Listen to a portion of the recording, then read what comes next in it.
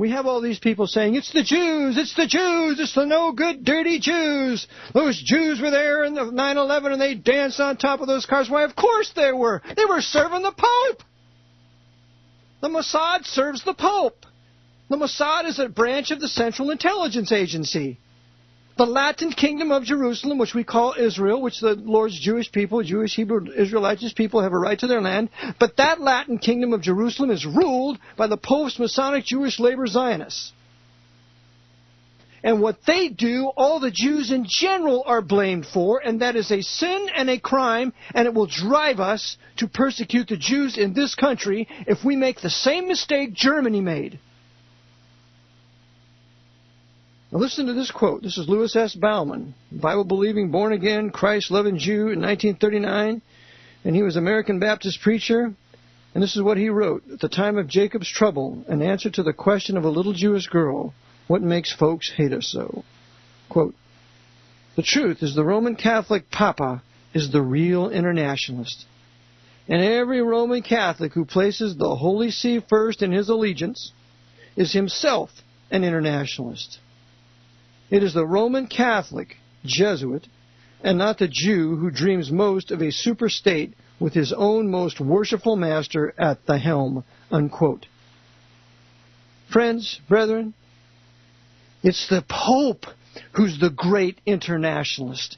He is the worshipful master of which every Masonic lodge is patterned after. He sits in the east, right exactly where the Pope, the final Pope, will sit, in Babylon, rebuilt on the Euphrates River, for which reason the Jesuits are using the American military to have a war of annihilation against the Muslim Shiite Iraqis. One of the ends being, the most important end being, the rebuilding of the huge commercial and occult city of Babylon on the Euphrates River. Yes, it's the Roman Pope that's the real internationalist, and not the Jew. They are the ones. And Roman Catholicism means universalism. He's a Roman universalist. My Roman Catholic friend, is your first political allegiance to the Pope? Because if it is, you're a traitor! I tell you this, if the Baptist Church, if one of their tenets of faith was allegiance to Jerry Falwell or some great Baptist preacher, I would renounce it as sin and never be a part of it.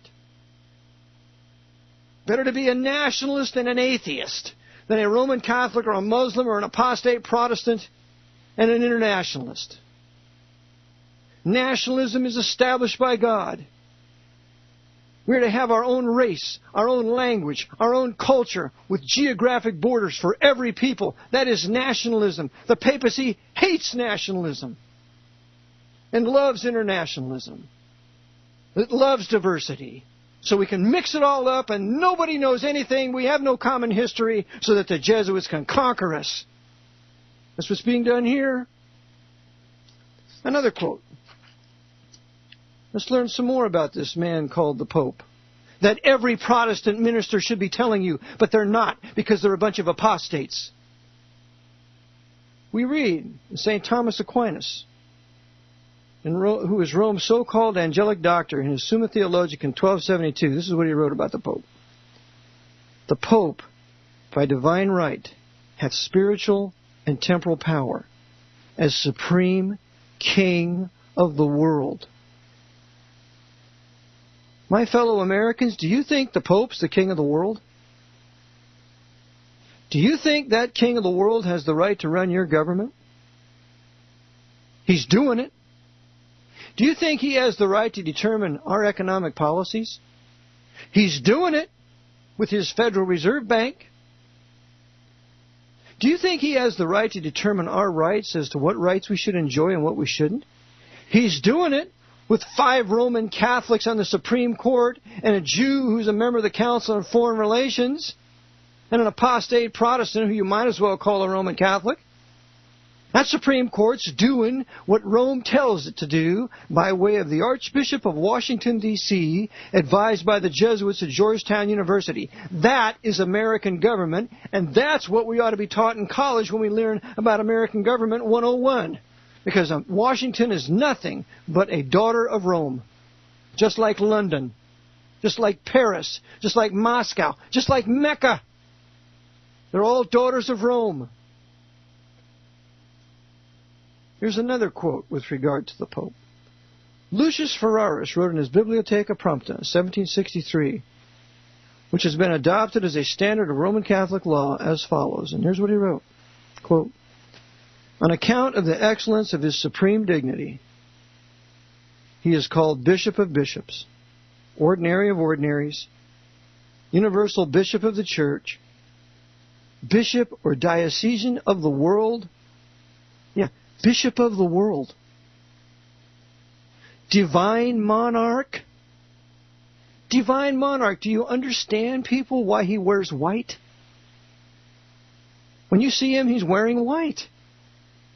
Because you see, that's the color of God. Jesus Christ is clothed with white. If you read in Revelation 1, he's got a golden girdle. He is masquerading as God manifest in the flesh. That's why when Condoleezza Rice and George Bush and Hillary Clinton and Bill Clinton, when they went all to see the Pope, they dressed in black. The good little altar boys and altar girls of the Pope, so they could bend down and kiss his ring, just like Jeb Bush did, that 4th degree night of Columbus. Kiss his ring and give their allegiance to him, and just like George Bush did in the tomb, in the crypt, when he was brought into Skull and Bones, when he kissed the slippered toe of the Pope. We don't have any elections. Barack Obama, that mulatto, is just as much controlled by the Vatican as that white fascist John McCain. You have no choice.